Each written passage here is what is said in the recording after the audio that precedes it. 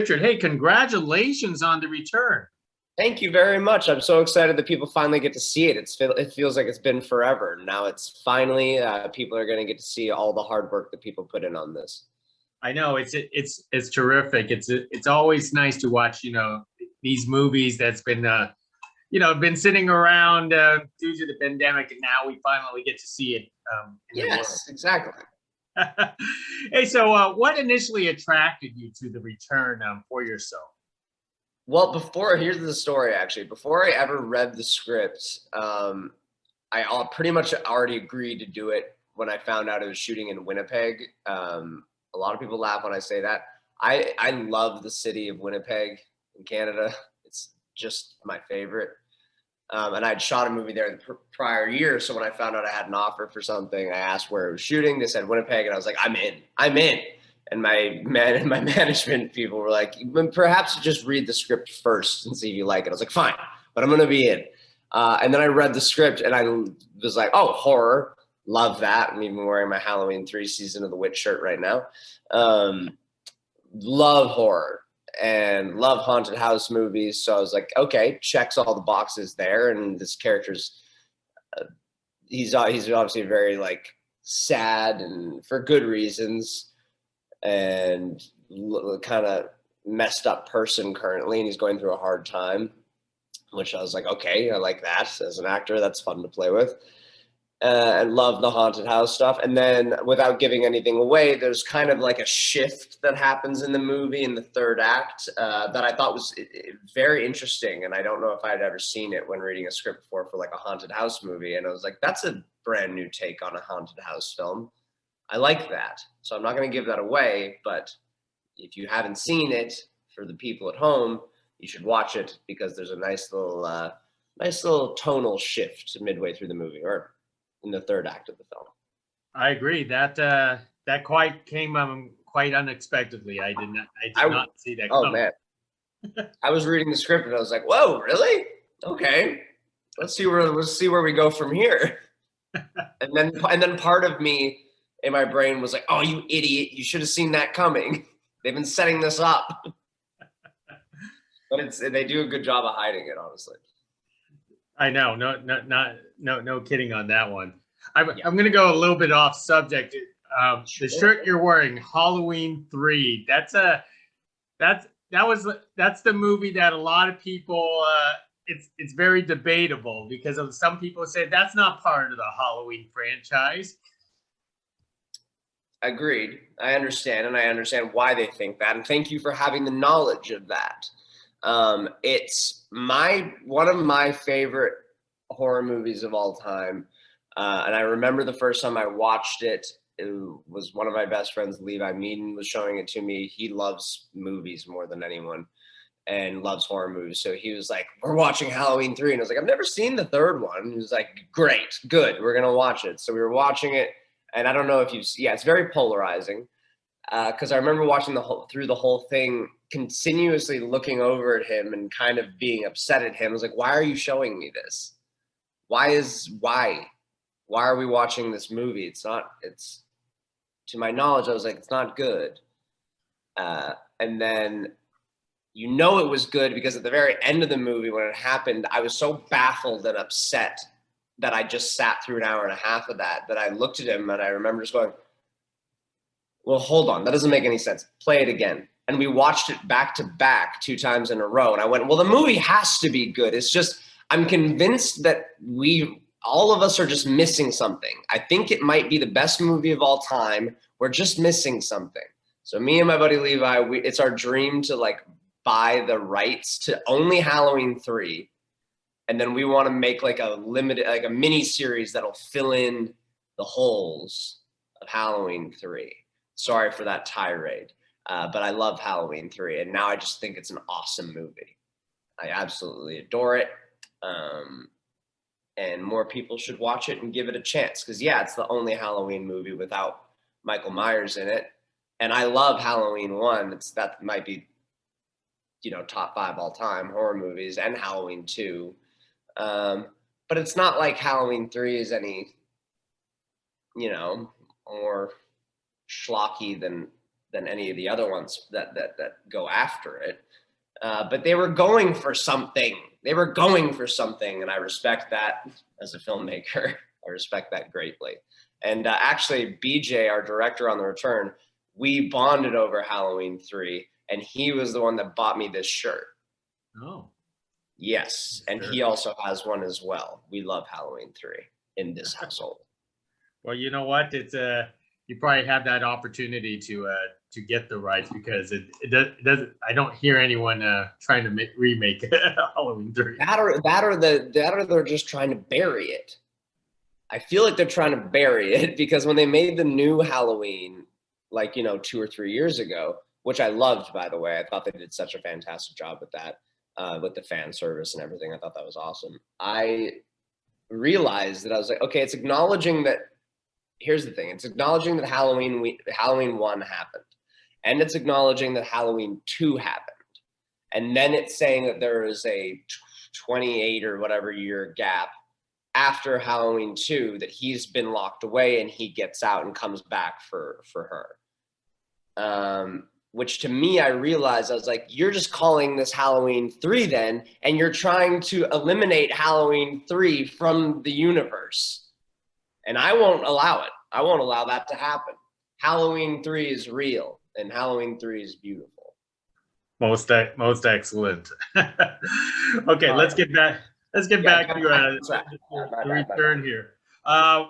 So you mentioned that Winnipeg was one of the reasons why you wanted to do this film. I never been to Winnipeg. What's in Winnipeg that's so special?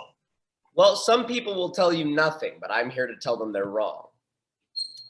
It's a fun city. It's got a great restaurant scene, great bar scene. There's seemingly more art galleries on every block, like per block, than I've seen anywhere else. And we're like a super artsy town in Vancouver, which is where I live. And I've never seen that many art galleries packed into such a small space. It's cold as hell, which I do enjoy, and it's hot as hell in the summer, which I don't enjoy, which The Return undoubtedly was very hot. We were shooting it in an old house, as you've seen, and we had to turn off the AC, so it was pretty hot in the summertime. But it's just awesome, and the people are so much fun. And if you like to drink, it's a good place to do it. I've had fun. For sure.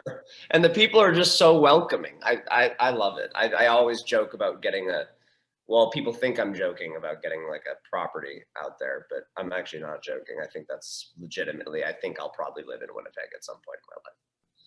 Great. Until then, if any filmmakers in Winnipeg, if you're watching this, I'll take anything.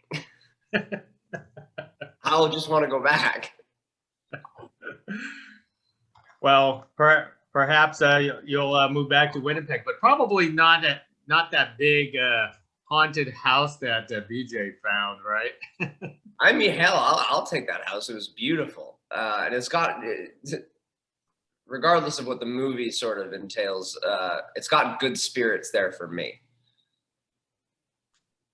Wow, that's pretty awesome. What was it like being in that house? I mean, I guess every city has those, 50, 60, 100-year-old homes all over the place. Yeah. It's truthfully, the house is just a beautiful home. Like really the type of place that would, if we weren't to lie and say there's ghosts in there, which we did, it's quite an attractive house, and the type of house you could really make a home, I'd say. It's beautiful. I would live there in a heartbeat. Awesome. Now let's talk about the castmates that you acted along with. First with Sarah here. I understand she was in the 100. You know what? There were so many episodes of the 100. I can't even remember if you even had the scene. But I do know you were in the movie with her. I still see you. So how was it reuniting with her and playing sort of like the boyfriend girlfriend in this movie? It was absolutely fantastic. She's a star. She really is, and a wonderful person, and has become one of the dear friends in my life. So yeah, we first worked together on the movie I Still See You, which was shot in Winnipeg. And we didn't get to know each other very well on that movie. We didn't have a lot of scenes together. I think we only had one scene together, and it's her talking to Bella Thorne's character, being like, "Oh, that's that guy. He's dark and spooky. People don't like him, but he's cute." That was kind of the gist of it, which I was flattered by. And we went out like and got to know each other a couple times on that, but we weren't close. And then when I found out she was doing, I had a feeling when I signed on to the return and knew that it was in Winnipeg, I was like, I bet you anything Sarah Thompson's going to be playing my girlfriend. And she did. And it was fantastic. And I loved working with her. And then after that, she came onto the 100 and killed it. That actually, I'd like to say I played a little part in that, because they were looking for that character and they couldn't find anyone that they liked for that character.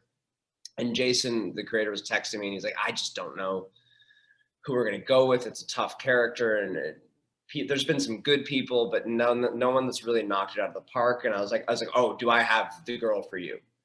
I promise you, I know who this is. I just worked with her last month on the return, and you have to see her.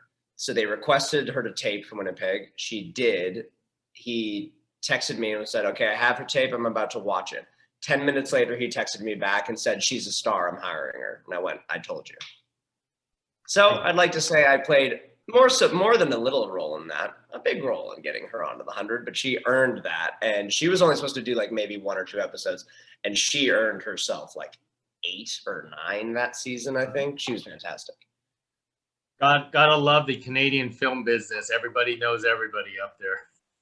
Small business, but it's large but small at the same time, which is the exact same thing for the US market as well, surprisingly. Well, let's not forget your other co-star, Gwendolyn. How was it working with her? With Echo? Yeah. Yeah, Echo, I will shout it from the rooftops that if there's one specific reason you should watch this movie, it's to watch Echo perform. I think she's the best part of the movie.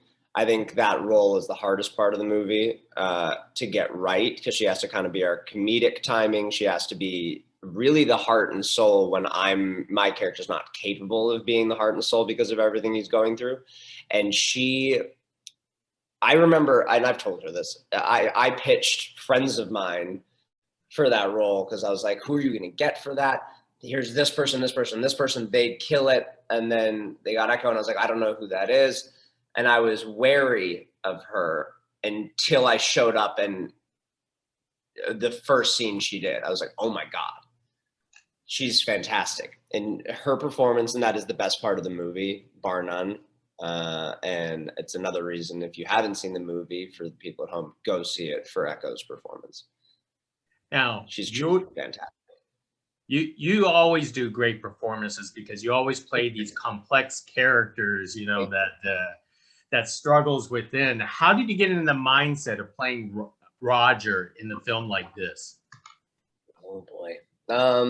It's the same thing for most things I do, which is I use a lot of music. Like a lot of people know this about me, I create playlists for each one of my characters.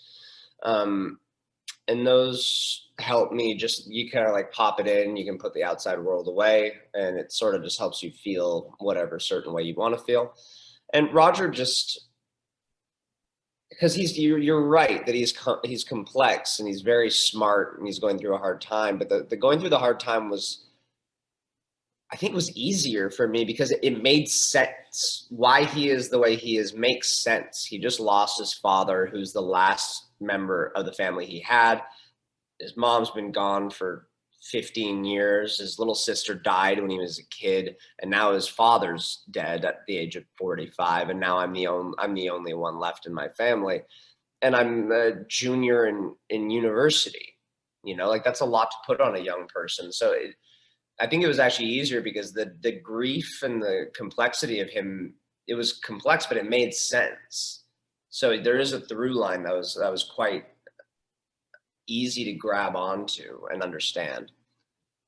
Now, did you do your own stunts in this film? I know like you indie projects that can't afford stunt people, but you know some of the scenes, you know, I had a cringe thinking it was you. I did almost. I tend to always try to do all my own stunts. I want to, but that's a good story actually. Is that in this one, there's one scene where I did not do my own stunts, and the person that did my stunt, and that's so it's the something is wrapped around my neck and slid down on the floor and like bashed into a wall. That wasn't me, but do you want to know who it was?